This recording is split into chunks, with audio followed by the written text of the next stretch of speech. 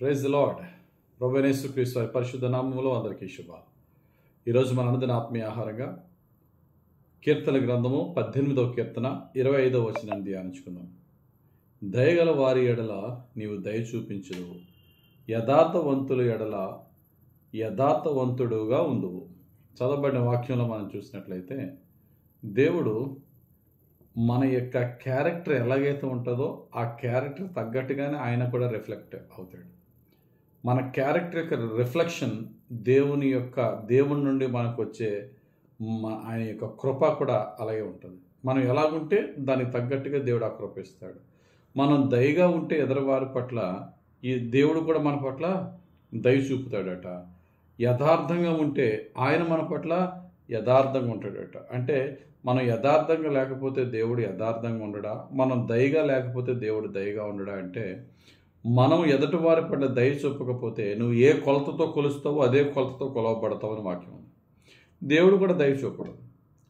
ఎదుటి వారి పట్ల యథార్థంగా ఉండకపోతే దేవుడు కూడా ఆయన కృపను ఫేత్ఫుల్గా ఆయన మన పట్ల చూపుతున్న ఆయన యొక్క దయా దాక్షిణ్యం నమ్మకంగా మనకి ఎలాగైతే ఇస్తున్నాడో అదే నమ్మకంగా మనకు సప్లై చేయడు ఆయన. నేను నీకెందుకు నా దయ చూపించాలా, నేను నమ్మకంగా ఉండాలి.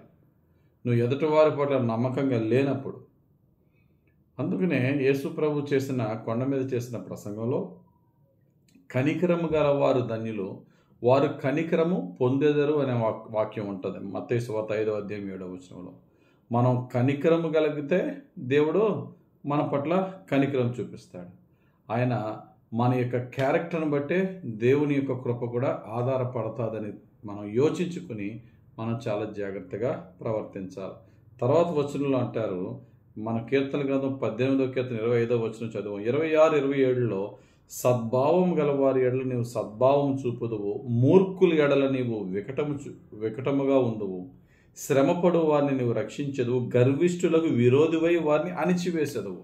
అందరి పట్ల దేవుడు ఒకేలా ఉండడు. ఒక్కొక్కరు వారి క్యారెక్టర్లకు తగ్గట్టుగా దేవుని యొక్క ప్రవర్తన కూడా మారిపోద్ది. గర్విష్ఠులను ఏం చేస్తాడట ఆయన? అణిచేస్తాడట.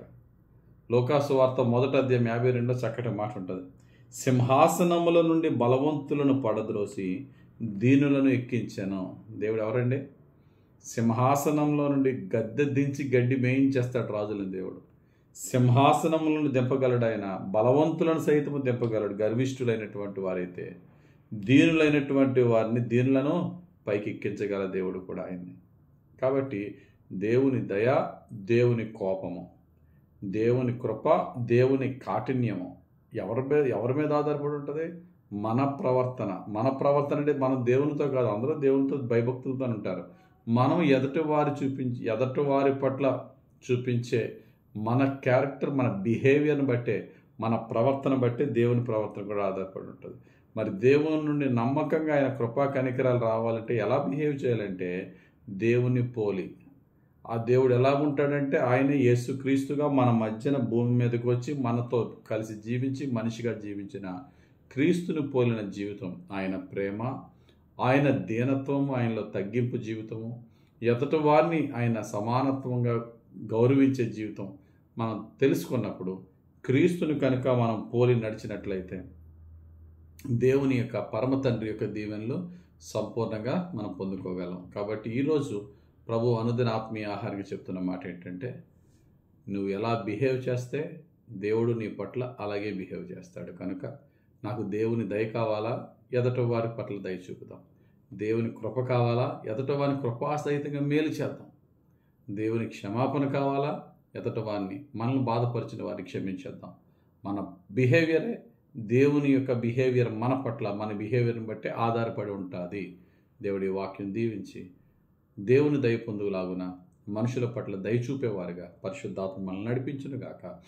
ఆమేన్. పరిశుద్ధుడా, ప్రేమ కలిగిన తండ్రి, మా తోటి మనుషుల్ని మేము ఎలా ట్రీట్ చేస్తామో దాన్ని బట్టే తండ్రి నీవు కూడా మమ్మల్ని ట్రీట్ చేస్తానని వాక్యం ఈరోజు మాకు వినిపింప చేసినందుకు, మాకు బోధించినందుకు వందనాలు ప్రభా. ప్రతి ఒక్కరితో మా సుపీరియర్, మాకన్నా పెద్దవారు, మా అధికారులతో మాత్రమే కాక మా కింద వారితో, మాకన్నా కింద పని చేసేవారు, మా అండర్లో పనిచేసేవారికి మేము ఏ విధంగా నీ మంచితనాన్ని చూపించాలో దాన్ని బట్టి నీ మంచితనం మా మీద వచ్చే విధంగా ఉంటుంది. కనుక జాగ్రత్తగా ప్రవర్తించే మాట, క్రియ, ప్రవర్తన, ఆలోచన, ఉద్దేశాలను కూడా చూచువాడా నీకు ప్రీతికరంగా జీవించే జీవితం మాకు మా కుటుంబస్తులకు దయచేయమని యేసుక్రీస్తు వారి పరిశుద్ధ నామంలో ప్రార్థించి వేడుకొంచున్నాం తండ్రి. ఆమేన్. తండ్రి యొక్కయు కుమారుని యొక్కయు పరిశుద్ధాత్మదేవుని అభిషేకము మనల్ని సర్వసత్యములో నడిపించి క్రీస్తుని పోలి నడిపించును గాక. ఆమేన్. God bless you. Have a very blessed day.